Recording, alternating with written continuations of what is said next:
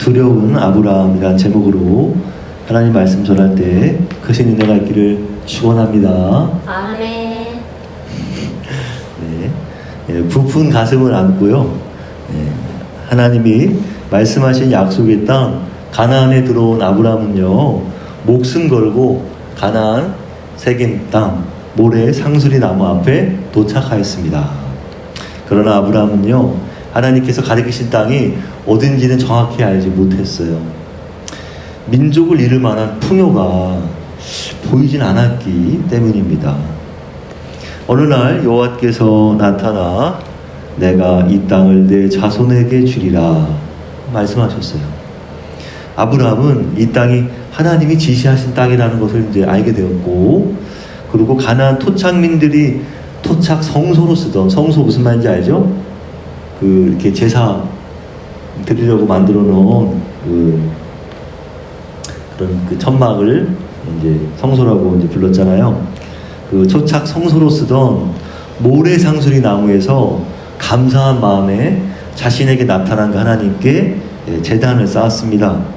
그러니까 제단을 쌓았다는 것은 하나님을 예배했다는 그런 말이에요. 여기서 이제 특이한 건 뭐냐면, 모래라고 하는 단어가 있잖아요. 앞에 상수리 나무 앞에. 상수리 나무는 이제 참나무 종류의 하나인데, 모래라는 말이 뭘까? 이렇게 이제 생각이 들 수 있거든요.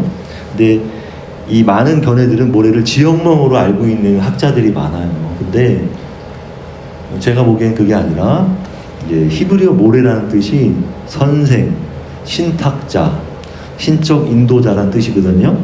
그러니까 뭐냐, 나무 앞에다 그 말을 붙였다는 것은 이게 그런 매개 역할을 한다는 거예요. 그러니까 신이 사람이나 물질을 매개로 해서 그 자신의 뜻을 나타내거나, 그리고 인간에게 물음에 답을 해줄 때 그때 온갖 매개체가 필요하잖아요.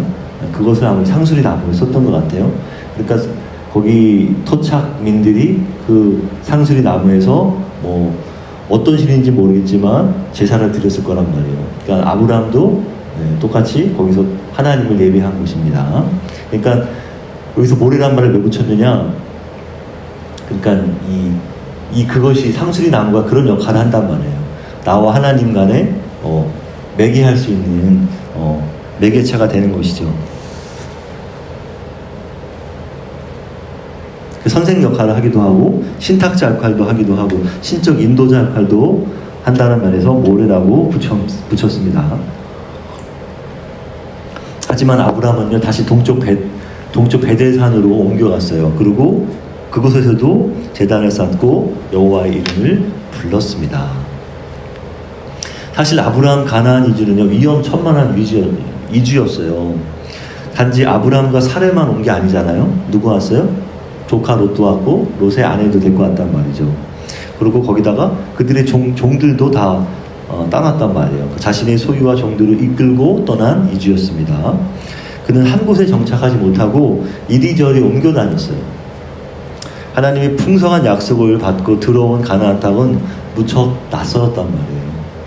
가나안에는 이미 어디서나 토착민들이 다 살고 있었어요. 그렇게 아브라함은 이 약속의 땅 어디서나 마음 편히 살 수가 없었습니다. 아브라함은 모르는 토착민들에게 어떤 대우를 받을지 몰라 두려웠어요. 우리 이렇게 갑자기 이제 남의 땅에 들어왔으니까 이방인 취급할 거 아니겠어. 그러니까 이방인들 내쫓아야 된다고 막 해코지하지 않을까, 이제 겁이 나지 않겠어요?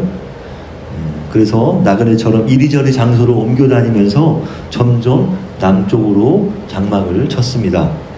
그런데요, 하나님께서 주시겠다는 이 가나안 땅이 하필 기근이 든 것입니다. 기근이 들었어요. 흉년이 들었어요. 아니 어떻게 이럴 수가? 이곳이 하나님이 주신 땅이 맞나? 의아했단 말이에요. 아브라함은 불안했고요, 마음 편히 정착할 수가 없었습니다.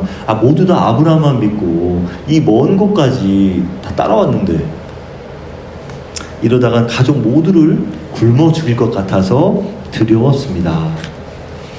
남으로 내려가면, 그래서 아브라함도 생각이 들었겠죠. 남으로 내려가면 기근이 없지 않을까 기대하는 마음에 남으로 내려갔다가 결국 어디까지 갔다?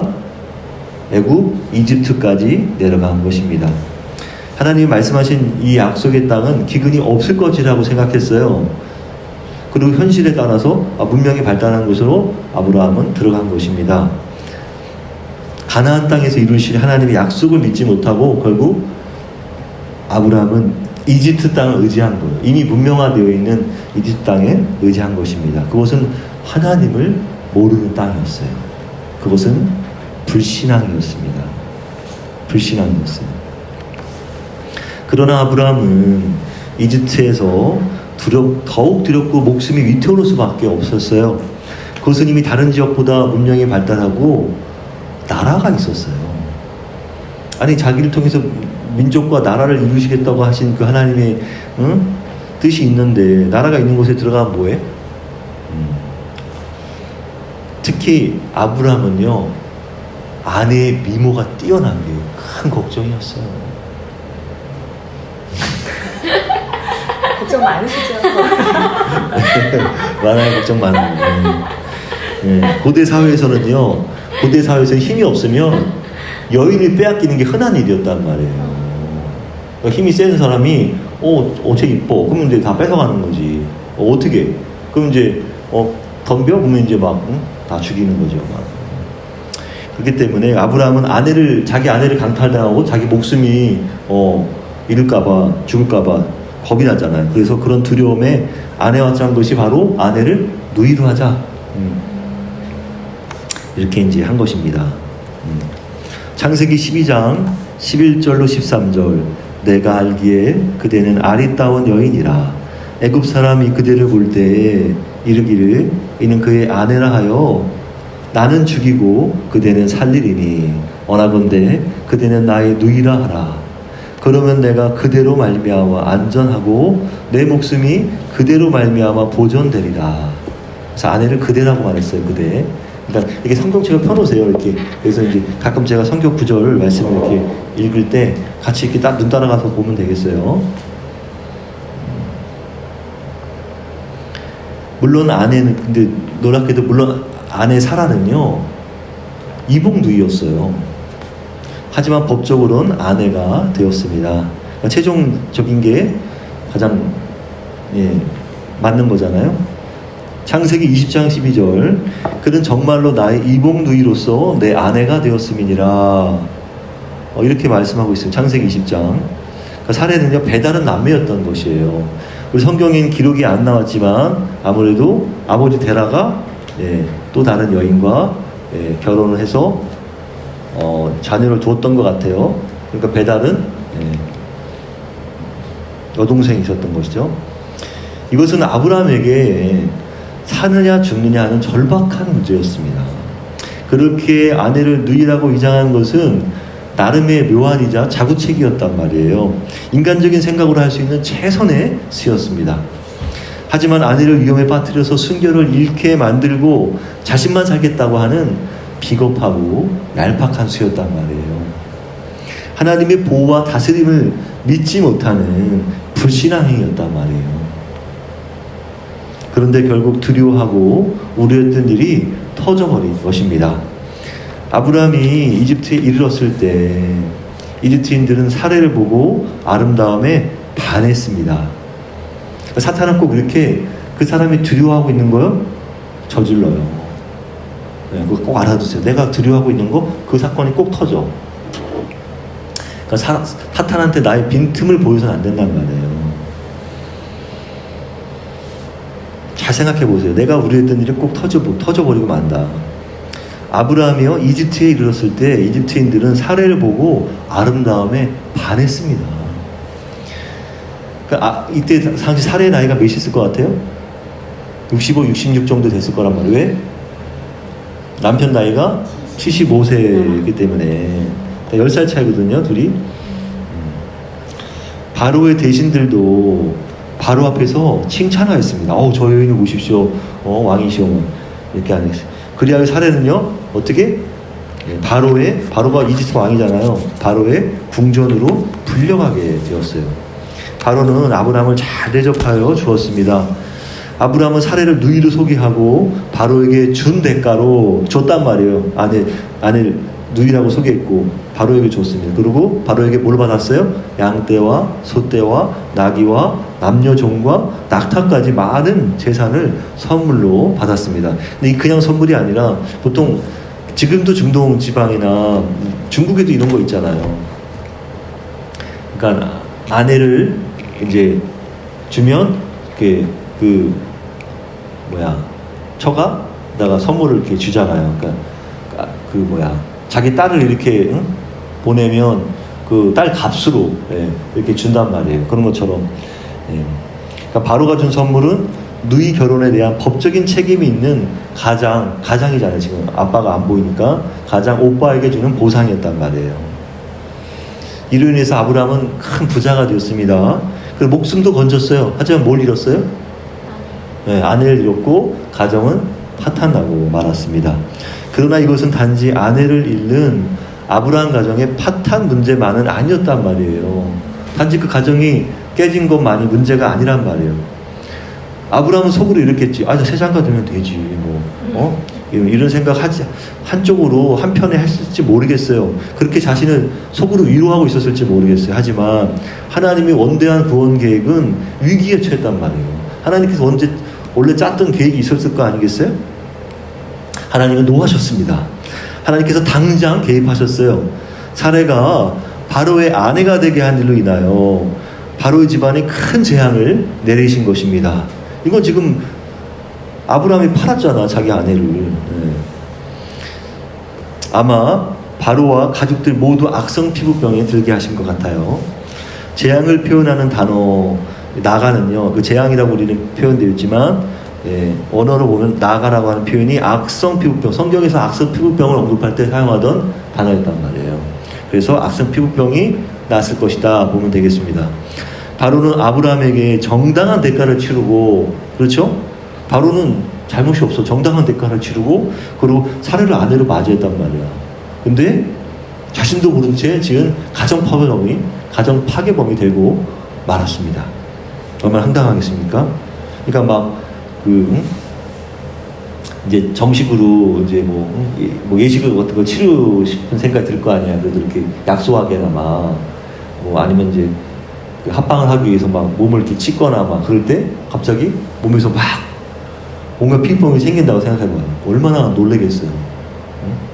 그리고 더구나 그 피부병 생긴 게 아프거나 가렵거나 이러면 더 심각하잖아요. 그러니까 당장 아브라함을 불러서 따졌습니다. 왜 나를 이렇게 대했느냐? 왜 저희는 아내라고 말하지 않았느냐? 왜 나를 속이고 그를 데려다가 내 아내를 삼게 했느냐? 꾸짖은 것입니다. 그리고는 아브라함을 내보냈어요. 내쫓았습니다. 그리하여 아브라함은 다시 약속의 땅으로 올라오게 되었습니다. 이때 특이한 점은요, 바로는 자신이 준 선물 있잖아. 그걸 도로 회수하지 않았어요. 많잖아요, 지금. 양과 소와 종들, 낙이 많은데 왜 그렇겠습니까? 겁이 났을 것 같아요. 그래서 그냥 빨리 보내는 게 낫다 싶은 생각이 들었을 것 같습니다. 근데 이것은 재밌게도 뭔가 기시감이 있잖아요. 그러니까 우리 영화에서 옴니버스 같이 딱 겹치는 그런 장면처럼 이게 지금 일종의 예고판이란 말이에요. 뭐 예고판이냐? 출애굽 사건이 똑같이 이런 사건이 일어납니다. 다 이 이스라엘 백성들이 노예 생활하다가 결국은 그 10가지 재앙을 모세가 우리 백성 풀어달라, 다 하나님께 예배하러 가겠다 했더니 안 된다고 그랬잖아요. 그래가지고 10가지 재앙을 내렸는데 마지막에 나갈 때 이집트 사람들이 다 선물을 보석이나 선물 다 갖다 줬어요. 그렇게 다 지고 오고 그래가지고 나왔단 말이에요. 하여튼 똑같은, 그러니까 이게 먼저 이제 첫 판이고 그게 본판이 되겠죠. 근데 사실 이거 생각해보면 이것 또한 하나님의 약속이 이루어진 것입니다. 왜? 하나님께서 예전에 뭐라고 말씀하셨습니까? 12장 3절 같이 읽어보겠습니다. 시작. 너를 축복하는 자에게는 내가 복을 내리고 너를 저주하는 자에게는 내가 저주하리니 땅의 모든 족속이 너로 말미암아 복을 얻을 것이라 하신지라. 그러니까 지금 아브라함이 지금 어떤 상황이에요? 지금 어려움 가운데 있는, 물론 아브라함의 잘못이에요. 이건 아브라함이 한 잘못인다 하지만 아브라함을 저주하는 자에게는 하나님께서 저주를 내리신 것이기 때문입니다. 아브라함은요 참 쫄보요 겁 많은 사람이었어요. 그러니까 이렇게 용기 있게 나는 진짜 순애보야, 나 살해 아니면 안 돼. 그래가지고 이 K 드라마처럼 막 K 영화처럼 자신을 희생하는 막 진우처럼 그래야 되는데 이 양반은 그냥 나또 세상 가면 세상가 가면 되지 막 이런 생각했을 거란 말이에요. 그러니까 그래서 쫄보고 겁 많은 사람이었다. 가나안에 도착해 보니 막상 하나님의 약속은 현실과 달랐단 말이에요. 아니 지금 현실이 이루어져야 되는데, 아니, 하나님의 약속이 이 현실판에 이루어져야 되는데 이루어지질 않고 있단 말이에요. 그래서 그는 대단히 실망했을 겁니다. 그는 하나님이 말씀하신 약속을 그래서 깊이 받아들이지 못했단 말이에요. 그러니까 불신이 생긴 거죠. 약속의 땅에 비는 오지 않고 두려움만 가득해 피해 다니기 일쑤였습니다. 결국 하나님은요, 아브라함이 저지른 똥을 치우셨어요. 아브라함이 싼 똥을 치우셨어요. 아브라함은 자기 목숨을 부지하는 데만 급급했지만 하나님은 약속을 지키기 위해서 아브라함 가정을 구원하셨단 말이에요. 아브라함의 허물과 성품과 불순종을 참으시고 수습해 주셨습니다. 그렇게 하나님은 약속은요 결코 변개하지 않습니다. 변하지 않아요. 변개치 않는다는 말씀이 또 어디 이제 가면 뒤로 가면 있습니다. 결론입니다. 하나님의 약속이 성취되는 과정은 쉽지 않아요. 순탄치 않은 것입니다. 우리는 늘 인간적인 생각에 하나님의 하신 약속이 당장 눈앞에 이루어지길 기대하잖아요. 기대해요. 기대합니다. 그러나 하나님은 우리에게 당장 결과를 가져다 주시지 않습니다. 그럼 우린 버릇만 나빠져요. 엄마 나 이거 줘, 아빠 나 이거 줘. 계속 그렇게 하면은 애가 어떠한 노력도 하지 않고 쉽게 뭔가를 얻잖아요. 그렇죠? 그러면은 계속 엄마 아빠만 찾는 거야. 자기가 성장할 생각을 하지 않고 여전히 어린애로만 남아 있는 것이죠. 그 하나님께서 원하시는 게 아니란 말이에요. 버릇만 나빠지는 거야. 바로가 살해를 범했다면 하나님의 약속, 내가 너를 큰 민족을 이루고 내게 복을 주어 내 이름이 창대해지리라는 하나님의 원대한 계획과 구상이 어떻게 됩니까? 물거품이 되는 거잖아요. 하나님은 하나님이 하신 약속을 깨지 않으시려고 직접 나서셨습니다. 아브라함에게만 약속한 것이 아니라 아브라함 살해 가정에게 하신 약속이었단 말이에요. 근데 아브라함은 그거 생각을 못한 거야. 나만 약속받은 것 마냥 착각한 것이죠. 하나님은 우리를 불쌍히 여기셔서 아브라함처럼 우리도 잘못을 저질러도 우리 실수를 만회해 주십니다. 우리는 눈앞에 닥친 현실에 쉽게 좌절합니다. 현실을 견디고 참아낼 생각을 안 하고요. 쉽게 포기하고 하나님이 어디 계시냐고 하나님을 불신합니다. 하나님을 믿었는데 복은커녕 시련이 닥치니 원망합니다. 내다 버려요. 이 신앙 필요 없어. 청년은 내 힘으로 할 수 있다고 불신하고요. 중년은 완고함으로 불신합니다. 그러나 하나님의 계획은요, 인간의 의도와 개입에 의해서 세워지는 게 아니란 말이에요. 오직 하나님의 주도하신 선하신 계획에 의해서 하나님의 일은, 하나님의 역사는 이루어지는 것입니다. 세워지는 것이에요. 우리가 하나님의 뜻을 이루려면 어떻게 됩니까? 그렇다면 우리가 하나님의 뜻에 부합해야지 우리가 우리 뜻으로 뒤집거나 개입하거나 바꿔서는 안 된단 말이에요. 철저히 우리 자신을 버려야 한단 말이에요. 하나님의 뜻을 이루려면 나를 버려야 되는 작업을 하나님께서 원하십니다. 지금 그걸 하나님께서 원하시고 있는 거예요. 아브라함에게. 그래서 인간적인 꾀를 버려야 해요. 내 뜻대로 안 된다고 쉽게 하나님을 불신해서는 안 됩니다. 그래가지고 뒤로 가면 이런 일이 또 일어나요. 놀랍게도. 그건 몰랐죠. 뒤로 가면 이런 사건이 또 일어나. 똑같이 일어나. 여기서 분명히 본인이 교훈 삼아야 될 거 아니에요. 하나님께서 이렇게 자기를 도와주셨으면, 사례를 구원해 주셨으면, 자기 가정을 살려주셨으면 다음엔 그러지 말아야 되는데 또 그렇다니까.